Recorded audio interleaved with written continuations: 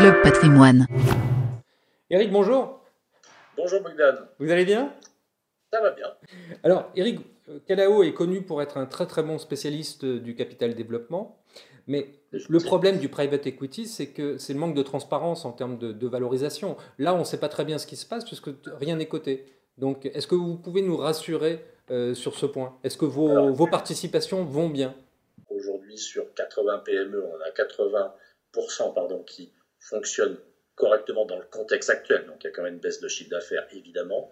7% qui sont un peu en risque, mais on a le cash pour les soutenir, mais parce qu'elles sont liées à des activités sur lesquelles on est peu exposé, mais qui sont en l'occurrence l'hôtellerie, la restauration, où là, avant quelques mois, c'est un peu compliqué. Et paradoxalement, cette société qui, elle, se développe bien. Voilà, ça dépend des secteurs, évidemment. Mais donc, pour revenir à ta question, enfin à votre question, pardon, Bogdan, c'est que nous, on a un contact direct avec les PME en permanence, quotidien.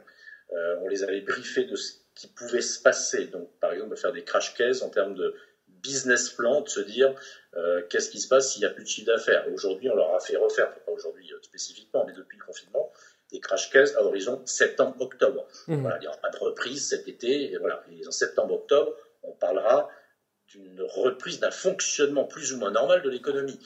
Donc pour l'instant, ça tient chez vous?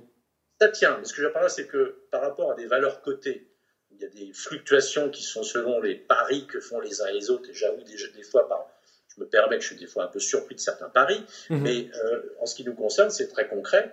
On a les comptes bancaires, on a le plan de développement, donc on sait si la trésor va tenir, etc.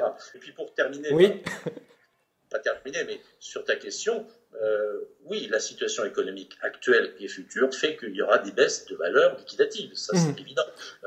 Les chiffres d'affaires ne sont pas là, donc la valeur des sociétés va baisser, c'est certain. Alors justement, je voudrais qu'on parle un petit peu de vos fonds. Vous avez un fonds qui est consacré aux wagons-citernes. On en a souvent parlé, il était très intéressant. Il est en remboursement. Est-ce que ce fonds est impacté par ce qui se passe actuellement? Non, ce fonds n'est pas impacté. Donc, c'est effectivement un fonds sur l'exploitation de wagons-citernes spécialisés pour le pétrole et le gaz.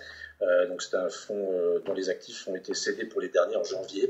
Donc, il n'y a pas d'impact et on rendra l'argent en totalité avant l'été.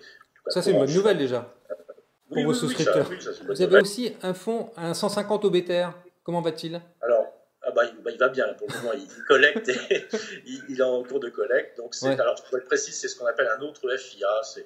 C'est un autre fonds d'investissement alternatif, donc qui est dédié au remploi des produits de cession, donc qui est ouvert jusqu'au début juin, et on va en ouvrir un autre. Oui, ça fait partie des véhicules d'investissement actuellement qui se passent bien. On travaille également un fonds lié à la défense et à la sécurité, un fonds professionnel, et également un fonds sur les wagons-citernes spécialisés, ce sera le deuxième opus. Voilà. Très bien. Pour revenir juste revenir sur les PME, pour illustrer, dans nos PME, on en a une qui s'appelle MyCoach, qui a lancé une application sportive. Celle-là, je la connais. Pour le sport à domicile que vous connaissez, donc qui s'appelle Activity, qui marche pas mal.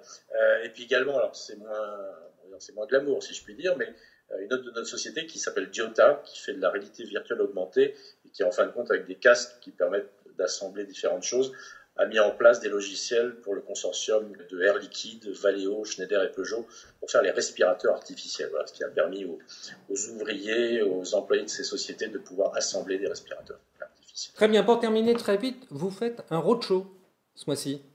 Alors oui, un grand roadshow en ligne, un grand roadshow virtuel. Plutôt que de faire une grande réunion en ligne, on en fait 12 par région, avec plusieurs jours donc, ce qui permet d'avoir un contact plus étroit, plus proche avec nos différents distributeurs que d'avoir une centaine face à nous. Ce sera en visio, donc on pourra se voir, se parler. Il y a un point de gestion, un point commercial, un témoignage de PME. Sur le point de gestion, on reviendra sur le fameux suivi des participations que je vous ai un petit peu évoqué tout à l'heure.